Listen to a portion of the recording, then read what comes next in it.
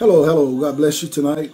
I just came from Bible study. I'm kind of feeling inspired. I really wanted to kind of just drop a little quick word in your spirit. Tonight I ministered from the subject, play your hand. Play your hand. Kind of like if you was playing poker or spades, because I never played poker, but spades, and the hand that you dealt, you can't throw it back in. You have to learn to play it. Whether you think it's a good hand or a bad hand, you have to still learn to play it.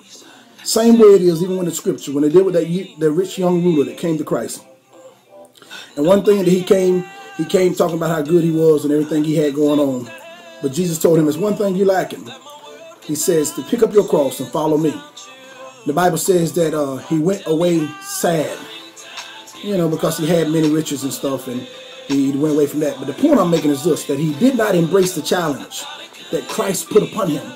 Everybody is born on this earth with a challenge. I don't care what it is. Maybe it's difficult being a parent, or you're going through that, maybe a bad breakup or a bad marriage or sickness in your body. Some cross you're carrying. I ask you two questions tonight. What is your cross? What is your cross? Your cross is your challenge. It is the thing that is weighing you down. It's the thing that God will send somebody into your life to help you speak to it. Right now, I'm a Simon of Cyrene, just trying to encourage you. Get back up. Play your hand. Everything that God placed upon you, He have also placed in you the strength to get the job done. You need somebody to speak into your life and tell you, don't quit. In fact, I said Sunday, quit quitting. If you're quitters, how they say quitters never win and winners never quit. So I just wanted to tell you, don't fall for the trick of the enemy and think that God owes you something. Give God glory through it all.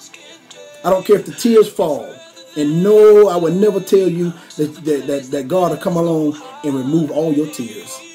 But even with the tears falling, He'll give you the strength to take it one day at a time. And you'll find yourself, instead of that thing having you down, the bed that you once laid in, you'll be able to take up thy bed and walk. So just go and continue to go to God and look unto God, who is the author and the finisher of your faith. If He started the work, He's going to complete it. You better know that, baby. So play that hand, and I promise you, if you be faithful in it, you will win.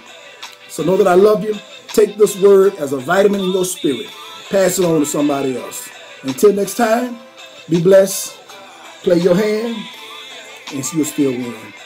Peace. You called me.